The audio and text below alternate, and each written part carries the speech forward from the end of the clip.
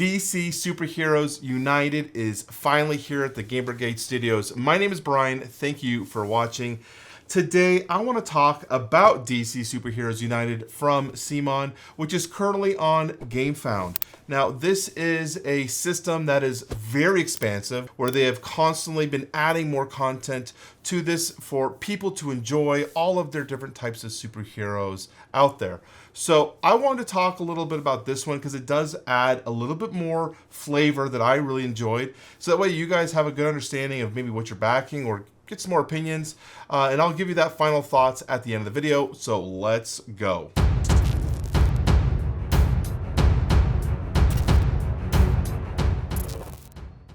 So, DC Superheroes United, this falls in line with the other United titles in terms of gameplay, but if you're unaware of how that works, effectively you are going to be playing one of the superheroes, your other friends are going to be playing the other ones, and you're going to be going against a villain. Now, these villains all have their own different types of scenario setups, and they have their own type of thing that they're going to be doing, so it's kind of a puzzle you're going to have to figure out. Now, don't let the cartoony, chibi styles fool you.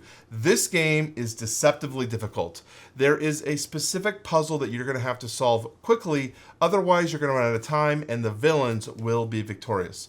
The way the game operates uses a storyline system where players are going to be playing a card from their hand, which they'll play to the storyline, which will be a circle around the board. I've got a lot of stuff here, so I can't quite do that. You'll play a card from your hand, and on your card, it will have an ability. So you'll do the ability, and then on the bottom of it, you have one of the types of mechanics. Now, the next player, let's say the Flash goes, they'll play their card. Not only are they going to get the abilities of their card, they're also going to get the one from the player who just played directly behind them, which in this case would be my Batman character. So Flash would get 2 stars in that example. And then at some point, the villain will be going. Generally, they go every third. So after 3 heroes have gone, then the villain will go. You'll trigger their ability. Usually for, like in this case, he'll move 4 spaces over here, and then he'll trigger the BAM, which you just follow the guide. Do what it does. It's pretty simple after that. And once this deck runs out from the villain, they would defeat you. So you kind of have a time that you have to kind of beat this in, or you're going to lose. So that's the basics. Now this game is very simple in terms of its actual mechanics, but the puzzle that you have to solve based on each type of villain is very difficult. For example, we have Lex Luthor here, which was the first villain we played when we did our prototype play here. And he's kind of acting like a superhero as well. He's trying to rescue the civilians, he's trying to defeat the thugs, and he's also damaging the minions that are at each location, which sounds great. But if he were to defeat the thugs or to rescue the civilians himself, we lose, so we have to stop that. And as soon as we actually rescue one of these civilians, it's going to go to this ramp-up stage where it begins level 2, and Lex Luthor is going to change something up. So instead of doing what he does in the BAM, he's going to do something else. And then as soon as we defeat a second one of these things, he is now able to be damaged by the superhero, so we can actually start taking away some of his life points to win. So that's kind of the mechanics of the game. So let's talk about the new things. What does DC United bring to the table for us to kind of enjoy? And what would I say in terms of my recommendations for adding this to your collection? So the first thing I wanted to really talk about were, I have a selection of 6 heroes that we have in our prototype here. We got to play them, and I was very, very impressed from my original plays of the United system, as I've gone through each of the systems to now finally DC Superheroes United, of how much the characters have really started to kind of embrace an identity through their card play, which is really cool. Now, they introduced equipment. I believe it was in the previous set where each character's got their own equipment sets, allowing them to get more of their unique identities in there. But now we're also seeing a lot more identity from their cards, allowing you to really feel like the character as you're playing them. So, for example, the Flash has a Speed Force conduit. The more of these Speed Force conduits that I play into the storyline, the faster the Flash goes, the more movement he goes. And at some point, you can also trigger those movements to punch or rescue civilians. And I love the idea that the Flash is basically going zoom, zoom, zoom, zoom, zoom, zoom, as he's running back and forth. Like, where's the Flash at? So if he's running back and forth like this, either rescuing civilians or punching the villain, going back and forth, and it's through that card play. So I really enjoyed the kind of thematic feel. Alternatively, a character like Superman has some effects that will be in play through the storyline that prevent him from getting damaged. Right here, the invulnerability card. Once I play this in the storyline, I have invulnerability. You may ignore 1 damage during the villain's turn. If you do, I can punch something in my location. So if I were to get hit, so you kind of wanted to get hit, I can then either attack the villain if he's able to, or take out thugs. So I like that.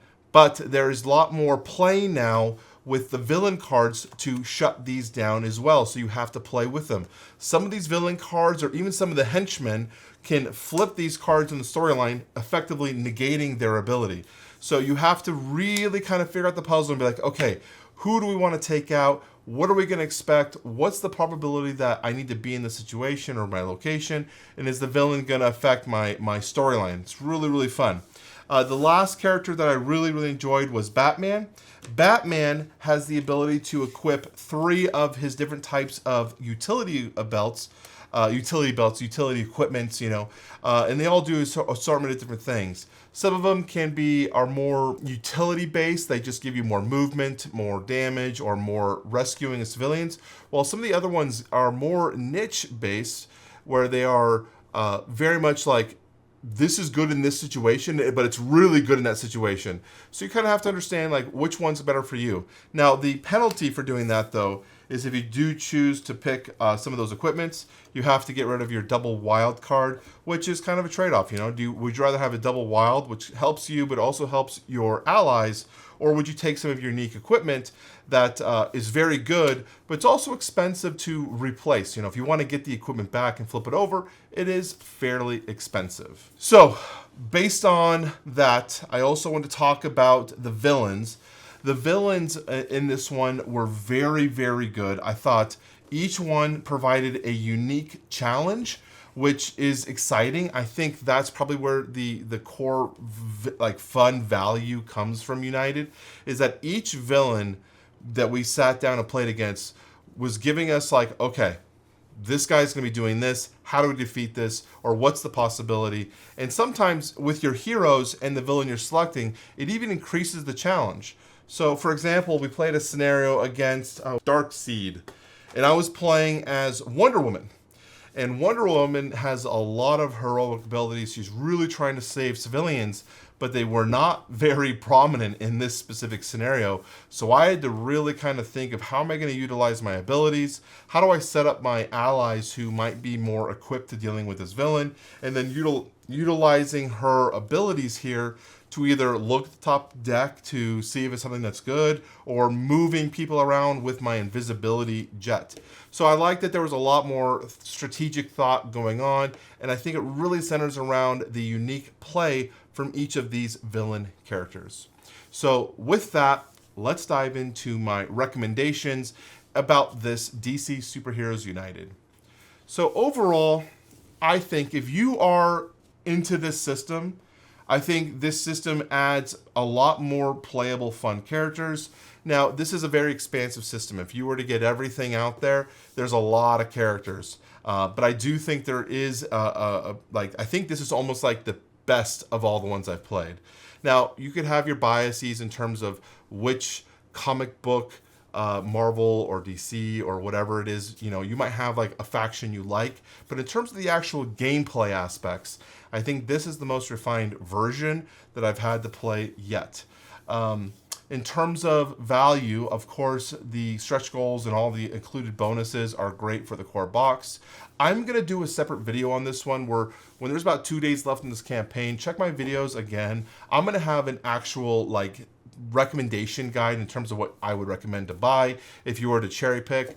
But overall, if you were looking to get a solid game, this is one that I would add to my collection if you're into this style of gameplay. It's easy to pick up, easy to teach, which is great for people who like to play quickly, and also very, very tight, quick rounds. we were getting through the games about 45 minutes to an hour, and that was with, chit chat and, having fun and trying to discuss the best way to do it. So that is my really quick thoughts here on DC Superheroes United. I would like to hear what you guys think. Is this one that you are considering backing, or is this one that you are thinking of skipping? Let me know in the comment section down below. I would love to see what you guys think. My name is Brian, and I will talk to you very soon.